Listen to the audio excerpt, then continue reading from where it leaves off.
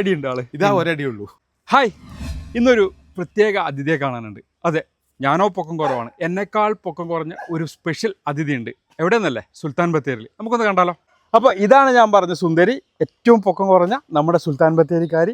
നമ്മളെ നന്ദൂട്ടി എന്നാണ് എല്ലാവരും വിളിക്കുന്നത്. ആൾ വന്നിട്ട് ഇപ്പോൾ ഒരാഴ്ചയായി. വേറെ ഇവിടുന്ന് വന്നതല്ല, ഇവിടെ തന്നെ പ്രസവിച്ചതാണ്. എന്തായാലും നന്ദൂട്ടി എന്നാണ് വിളിക്കുന്നത്. ഇവളുടെ വിശേഷങ്ങളും കാര്യങ്ങളൊക്കെ നമുക്ക് ചോദിച്ചു നോക്കാം. നിങ്ങൾക്ക് ഇഷ്ടമായോ ഇവിടെ? ഞാൻ പ്രസീദ് ബത്തേരി ടൗണിലാണ്. എൻ്റെ നെല്ലിൻ്റെ ഹോബി കഴിഞ്ഞാൽ പിന്നെ എനിക്ക് നാടൻ പശുക്കളൊരു കളക്ഷനാണുള്ളത്. അച്ഛനമ്മയായിട്ട് ഇങ്ങനെ കൃഷിക്കാർ തന്നെയാണ്. അവർ ആ കാലത്തും കാര്യങ്ങളുണ്ട്, ഇപ്പോഴും പശുക്കളുണ്ട്. ഏതാ പുറകിൽ തീരെ ചെറിയൊരാളാ? ഇതാണ് പൊങ്ങന്നൂര് ആന്ധ്ര കുട്ടിയാണ്. ഇപ്പൊ ഇവിടെ കുത്തിവെക്കാൻ വേണ്ടി റെഡിയായി നിൽക്കുക. അത്ര ആയോ? ആയി, ഇനി വലുതാവില്ല. അത്രേ ഉണ്ടാവുള്ളൂ, മാക്സിമം അത്ര ഉണ്ടാവും. ചെറിയൊരാൾ ഇവിടെ ഉണ്ട്. അതെ അതെ അതെ.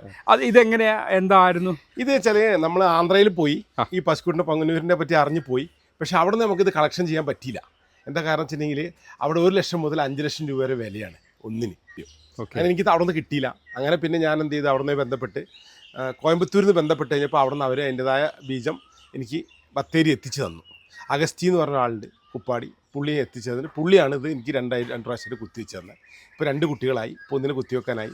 ഇപ്പോൾ അതുകൊണ്ട് എനിക്കുള്ള മെച്ചം എന്താണെന്ന് വെച്ചിട്ടുണ്ടെങ്കിൽ ഇപ്പോൾ 2 കുട്ടികളെ വലിയ പൈസ കൊടുക്കാതെ തന്നെ എനിക്കായി കിട്ടി. കറവുണ്ട്, പക്ഷേ കറക്ക 1 ലിറ്റർ പാലൊക്കെ കിട്ടും. പക്ഷെ അതൊന്നുമല്ല, നമുക്ക് വീട്ടിൽ ഇപ്പോൾ സാധാരണക്കാരെ ഇച്ചിരി അണുകുടുംബങ്ങൾക്കൊക്കെ ഇപ്പോൾ ചെറിയ സ്ഥലങ്ങളൊക്കെ അല്ലേ ഉള്ളൂ. അവർക്കൊരു പശുവിനെ പോറ്റാൻ ആഗ്രഹം ഉണ്ടെങ്കിൽ അവർക്കൊരു ചാൻസ്. ഒരു ആടിനെ നോക്കുന്ന സ്പേസോ ഫുഡോ മതി. എത്ര അടിയുണ്ട് ആള്? ഇതാ ഒരടിയുള്ളൂ. അപ്പൊ അത് ആളിങ്ങനെ ഇത്ര ചെറിയൊരു ആളെ കയ്യിൽ കിട്ടിയപ്പോ എന്തായിരുന്നു ഫീൽ ചെയ്ത്? സന്തോഷമുണ്ട്, അതേ സന്തോഷമുണ്ട്. കാരണം ഞങ്ങൾ സാധാരണ ഇത് കുത്തിവെച്ച് കഴിഞ്ഞാൽ അങ്ങനെ കറക്റ്റായിട്ട് കിട്ടില്ല.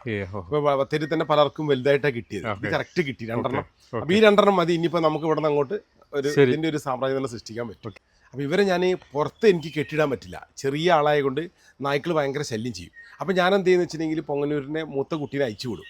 അവരയച്ചു വിട്ട് കഴിഞ്ഞാൽ അവർ സത്യത്തിൽ ശരിയാണ്, താലൂക്ക് ഹോസ്പിറ്റലിൽ അവിടെ പോവും, ടൗണിൽ പോവും, പോലീസ് സ്റ്റേഷൻ അവിടെ പോവും.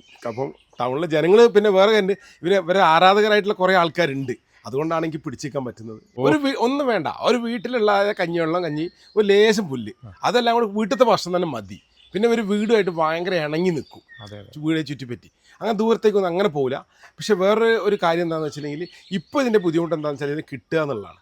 ലേശം വില കൂടിയ സമയമാണ്. പക്ഷെ കുറച്ച് കാലം കഴിയുമ്പോഴത്തേക്ക് എല്ലാം ആയി വരും. വേറെ കാര്യമുണ്ട്, നമുക്ക് വീട്ടിലേക്ക് ചെറിയൊരു ചെടിയൊക്കെ നടന്നവർക്കാണെങ്കിൽ അത്യാവശ്യം ചാണകവും മൂത്രമൊക്കെ കിട്ടും. അതൊക്കെ അത് മുന്നോട്ട് കൊണ്ടുപോകാൻ പറ്റും. തീർച്ചയായിട്ടും കൃഷി നന്നായി മുന്നോട്ട് കൊണ്ടുപോകാം. ഇത്രയൊക്കെയായിരുന്നു പൊങ്ങന്നൂരിനെ കുറിച്ച് പറയാണ്ടായിരുന്നു. അപ്പോൾ എല്ലാവർക്കും നല്ലൊരു ദിവസം ആശംസിക്കുന്നു. Bye from green heaven.